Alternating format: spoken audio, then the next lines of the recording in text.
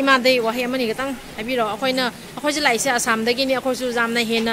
तौजबनते अखोइसु केम अतैदा चचरगा अंगम खक तौजबनी इमा होइना समाइना जाम वाना लेरमबसे अखोइसु अंगम खजे खक तौजबनदो इमादे वही अमनी गतंग हाइबिरो अखोइगी इ मसेने हाइदुना आसामदगी लेंबिरागा समाइना मतेंग पांगबिउसि यामना पुनिंग नुसिए यामना नुआये मयाम आसामदगी लेंबिरिबा इचिनाव जो थागत फोंदोकजरी थागतजरी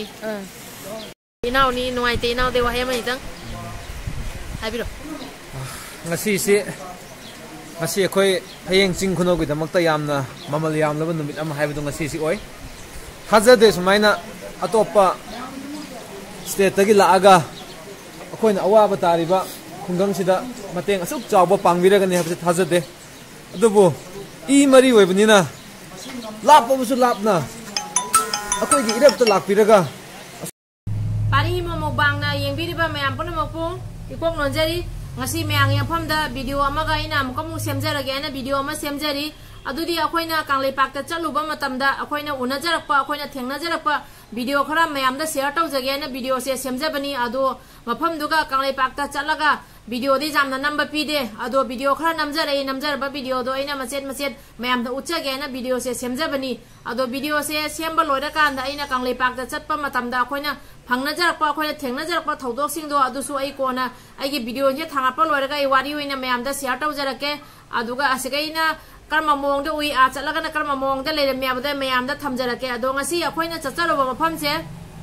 hayeng aina leiriba imphal dagi west ta akoina leirib chalu ba mafamdo phayeng aina khangnai do phayeng dani khwaidagi hena irang kaliba phayeng dani khwaidagi hena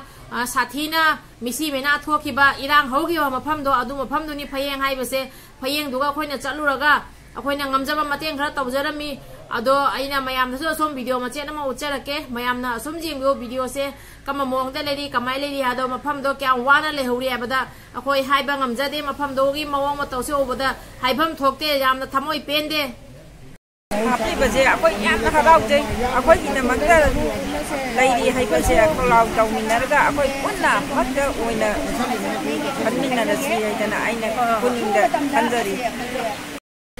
igi mari se koi paisa leibu phangba yaba nate sidi koi maitai masel oibagi nungsina bado America da leisunu any jaga am leisunu la aga koi I mari maitai oibagi nungsi janaba kanglup ama oibagi kanglup masen oibagi mateng pangna basi ubuda koi haningai letana thagat phongdok chari mamal yamna yami aduna akoi mayam gi mateng na ngasi phawba koi relief camp ase chalai ribani koi yumthong chama ga tara khari hen lei koi gi area se chama ga tara khari hen lei ba jaga se mi chamri yangkai gumuk lei chamri yangkai muk lei ba jaga se khudong khibak ya nana nang khiba jaga khwaidagi affected oiba jaga de khoi gi area sine phayeng hai ba jaga se akoina boundary nga aga khoi gi license gan jingse na ga boundary nga leijam ne khoi gi khunggang gi na ha sing se adubu tarik puni pan se ikang hangau da na khoi gi boundary da militant kuki militants gi na henjil aga khoi gi naw ni pa ma santri post adu makta da nongmai na kapak hatok piram ne akoina attack to rubu sunna taba मखोई की मीसिंग लागा इनाउनी पामा हातोक पिरामे अमाना हुजी मा hospitalise तौदुना लाइकन नरी सुमाइना अखोइनी attack तौरुबसु नते अदुबो मखोइना बम टॉप सिजनरगा अकोइबु यामना उसित थोइदबो मंगोंग तौबिरे मखोइना अदुना अखोइ हुजिक्सि तुम्भम चाभम लैभम खंगद्रे मरमदि एनी टाइम मोइना अटैक तौरकपा याबि खुदोंग चाबा लै थगदोकसि थोखरबनिना अदुना होजे अखोइ इमा इबेन मयाम अमा लैबिरि अहलमन मयाम अमा लैबिरि अखोइ युमदा लैत्रे होजिक युमदा लैबु कीरे करी थोलकनि खनबदा aduna khoina huji hingliba punsi mahinga se ngasi gari thokani hayeng gari thokani ha khoi khangdre aduna khoi manipur gi praja khak nataduna atopa state gi praja sinajo government da bharat sarkar da yamna kana force pibiu insin biu irang si loina hotna bada mateng pangbiu asam da gi oragasu atopa jaga da oragasu mayamna irang si loina hotna bada mateng pangbiu hai basaina wahai khadi thamjaragai basin jage thagat sari jamna azam mama mandina te ko ina khoina angam bakha tawjabani ado ina hoina smile le mase khoisu nungai manda da penja dana kem khara chachara angam mama teng khara tawjabani ina sing yam nungai sari thagat sari ngai te jamna haningai le tana jum kai mafamra khang da gi se le mi mayam se khona da ubaga hoji atin na ubaga jamna lapnai ado siga le mi ba han sing ima sing chinau sing je ubada wa khan je puni je jam noi te अदो अखोय अतैसु अतोप केमदसु चलुगिनेबा हुजी सी केमसेगे अखोय हल्लनी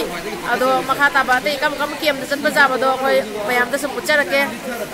स्नाव मयाम से लई इंग्र नोंग चुगर सिगा जुम लेते बनिना नोंग चुगर सिगा तासन ना engine ना समाय लेरी को मयाम से जाम नोंगाइते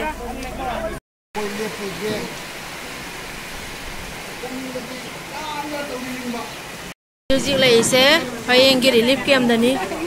से हौजे सि केम से जौरे केम से लेरमी इमा सिंग से जेंगु इमा मयाम से सिगा फमना लई जाम नोंगाइते उबदा ngasi na khoi aham boin ubani na ko wakhan je jam noi te pukning jam no si ma mem se uraga noi te jum kai ma phamana khang dai loi chak na le hora kan da siga la lai se akoi su angam ma te khatang taw jage lak pani ko tai su relief kem ko ding chakani jam noi te pukning se mayam se ubda ko